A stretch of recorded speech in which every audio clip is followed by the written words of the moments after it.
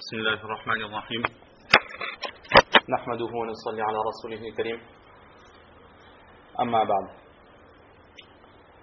La dernière fois, nous avions débuté les hadiths se situant sous l'intitulé de l'interdiction de faire face ou de donner le dos à la qibla au moment d'accomplir ses besoins.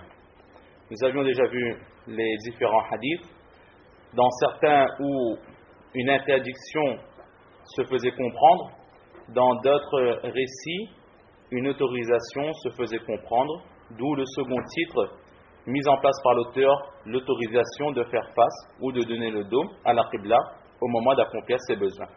Suite à cela, nous avions vu les différentes grandes idées, les 8 grandes idées au sujet de ce masla, où certains donnaient une autorisation totale, d'autres une interdiction totale.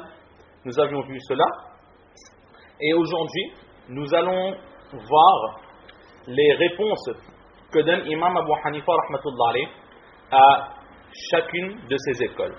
C'est-à-dire que chaque école, les 8 grandes idées qui sont ressorties de ces différents hadiths, parmi lesquels se trouve l'idée d'Imam Abu Hanifa rahmatullah alayh, nous étant disciples de Imam Abu Hanifa rahmatullah alayh, nous devons, par l'intermédiaire de l'enseignement d'Imam Abu Hanifa rahmatullah alayh, d'amener les preuves de ce que Imam Abu Hanifa rahmatullah alayh il a mis en place dans son enseignement de la pratique de la religion.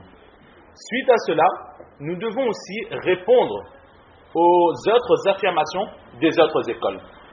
Faisons juste un rappel que chaque imam, alayhimur rahman, sont à leur place avec le grand degré, le haut niveau que leur a accordé Allah subhanahu wa ta'ala. Nous devons tous les respecter. Et nous les respectons tous. Chacun est à sa place et chacun est dans son droit et aussi chacun donne un enseignement concordant au Coran et au Hadith. Maintenant, selon l'interprétation des hadiths, selon l'interprétation des versets du Coran, il se peut que sur un même hadith, sur un même ayat, il peut y avoir 2 opinions différentes.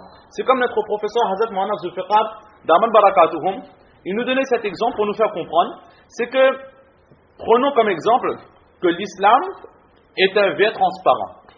Maintenant, il y a plusieurs personnes qui sont là pour observer ce verre qui est transparent, mais chaque personne a sur ses yeux des lunettes avec des verres de couleurs différentes. Celui qui a des lunettes avec des verres de couleur rouge verra ce verre qui à l'origine est transparent de couleur rouge. Celui qui regarde avec des lunettes jaunes verra ce verre de couleur jaune. Celui qui a des lunettes avec des verres de couleur verte verra ce verre transparent de couleur verte. Ainsi de suite. Mais chaque personne verra le verre. Chaque personne décrira ce verre, mais selon sa façon de voir, selon sa façon d'analyser la chose, eh bien, la description pourra être de temps à autre légèrement différente. C'est exactement la même chose qui se passe au niveau des hadiths et du Coran, qu'Allah subhanahu wa ta'ala, là nous voyons encore la grandeur et la puissance d'Allah subhanahu wa ta'ala, que de tous les humains qu'il a créés, les humains n'ont pas toujours la même vision des choses. Certaines personnes comprennent certaines choses d'une certaine façon et d'autres comprennent cette même chose d'un angle différent. Et c'est un peu ce qui se passe avec ces 4 imams qui analysent les mêmes hadiths en général, qui analysent les mêmes versets du Coran, mais l'interprètent de façon différente.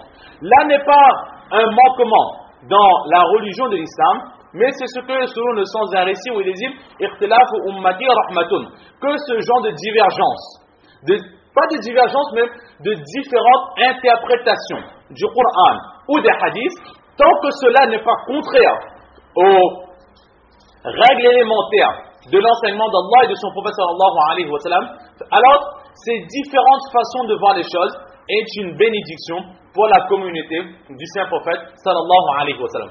Pourquoi? Parce que chaque personne n'a pas forcément la même vision des choses. Chaque personne n'a pas forcément les mêmes habitudes, la même façon de vivre. La religion du saint prophète sallallahu alayhi wa sallam n'était pas sectaire. Les autres prophètes ont été envoyés vers des peuples. Chaque prophète avait un peuple à guider. Donc ce peuple, il avait une façon de vivre, une façon de voir les choses, des habitudes, des coutumes, etc., etc. Alors selon ces habitudes, selon ces coutumes, le prophète, alayhi salam, il a donné l'enseignement correspondant à ce peuple. Mais le prophète, sallallahu alayhi wa sallam, il est le prophète, rahmatul lil alamin. Il est une bénédiction pour toute l'humanité. Il est le prophète des humains, il est le prophète des génies, il est le prophète de tout cet espace, de tous les êtres vivants. Même les arbres, les pierres, les animaux ont attesté de sa prophétie. Donc étant donné que c'est une religion qui est pour toute la planète en entière, et que selon, parfois ne parlons pas de pays, mais parfois selon les villes, lorsqu'on change de ville, alors souvent on va changer de coutume, on va changer d'habitude, on va parfois changer de dialecte, on va parfois changer de façon de parler, etc., etc. Alors il se fallait une religion complète. Et l'islam est une religion complète où il n'y a pas un enseignement précis. Le prophète sallallahu alayhi wa sallam est descendu en Arabie. L'islam, la pratique de l'islam n'a pas été ordonnée, n'a pas été prescrite en prenant en compte uniquement le mode de vie arabe. Mais Allah subhanahu wa ta'ala, par sa clémence, il a envoyé sur le prophète sallallahu alayhi wa sallam différents récits, différents ayats du Coran.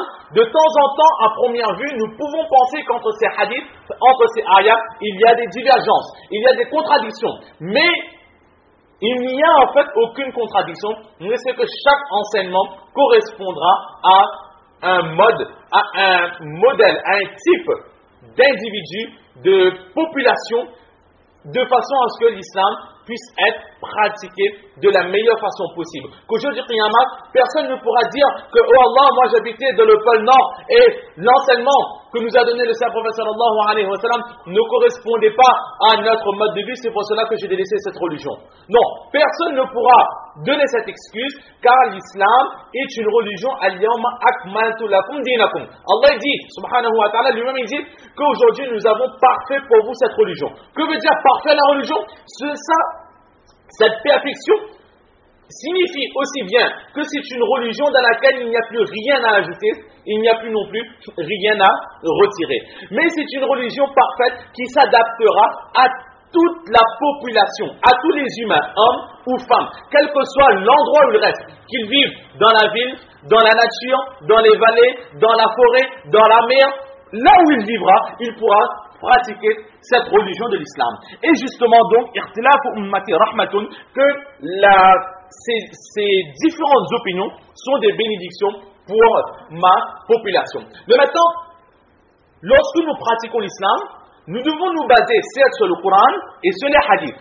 Mais pour pouvoir choisir un ayat du Coran ou pour pouvoir choisir un hadith, nous ne devons pas choisir ce hadith par rapport à notre volonté, en regardant la facilité, en regardant ce qui nous avantage.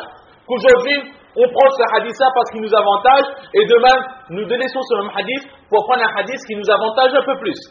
Et lorsque quelqu'un vient nous demander des explications sur la religion, alors nous allons lui montrer notre piété et lui ordonner de mettre en pratique un hadith qui est très difficile à mettre en pratique. Non, ce n'est pas de cette façon qu'il faut agir, car là, nous allons adapter l'islam à nos volontés, à nos passions. Et justement, l'islam nous ordonne de détruire, d'anéantir ses passions et ses volontés pour se soumettre entièrement à Allah subhanahu wa ta'ala. C'est pour cela que chaque imam, avant même de choisir les hadiths, ils se sont fixés des lignes à suivre, qu'on appelle les usul, les règles élémentaires de jurisprudence à suivre. Et chaque imam a des règles différentes. Suite à cela, ils vont prendre les hadiths qui s'adaptent à leurs règles et les autres hadiths qui éventuellement ils seront obligés de délaisser, alors ils devront absolument fournir des réponses. Que pourquoi est-ce que j'ai choisi ce hadith et non pas ce hadith? Est-ce que c'est par rapport à ma volonté, à ma passion, ou est-ce qu'il y a une raison précise? Pourquoi est-ce que j'ai donné préférence à ce hadith et non pas à ce hadith? C'est ce qu'on appelle donner des réponses. Et aujourd'hui, nous, étant donné que nous sommes en majorité à la réunion des disciples de l'imam Abu Hanifa rahmatullah alayh, nous allons donner les réponses qui avantageront l'enseignement de l'imam Abu Hanifa rahmatullah alayh. Mais cela ne veut pas dire, très souvent, en entendant les hadiths du imam, alors nous nous disons que effectivement il a raison et que les autres ils ont tort. Mais là c'est la preuve de notre faiblesse, de la faiblesse de notre intelligence et de notre compréhension des hadiths. Aujourd'hui là, en tant que disciple de l'imam Abu Hanifa rahmatullah alayh, nous allons donner et nous allons entendre des réponses que l'imam Abu Hanifa rahmatullah alayh donnera à chaque école. Mais cela ne veut pas dire que les autres écoles n'ont pas, elles, des réponses. Si nous prenons cet enseignement de l'imam Abu Hanifa rahmatullah alayh et nous allons les présenter aux disciples de l'imam Shafi'i rahmatullah alayh, alors eux aussi, ils nous donneront des réponses qui nous prouveront que l'enseignement de l'imam Shafi'i rahmatullah alayh est le meilleur enseignement et que l'imam Abu Hanifa rahmatullah alayh, il s'est trompé.